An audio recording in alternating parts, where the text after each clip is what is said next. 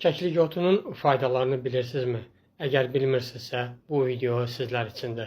Kəklik otu həzmi rahatlaşdırır, iştah açıcı özellikləri vardır, tənəffüs yolları infeksiyalarına faydalıdır, soyuq dəymə, quru və bəlğəmli öskülərlərdə faydalıdır.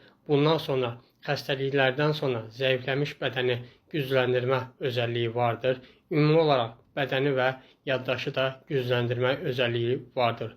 Bundan əlavə olaraq böyrək və sidik kisəsi infeksiyalarında çox faydalıdır. Bəs bunun istifadə qaydası necə olmalıdır? 20 qram kəklik otu götürülür və 1 litr suda qaynadılır və səhər axşam olmaq şərti ilə 1 stəkan içilir.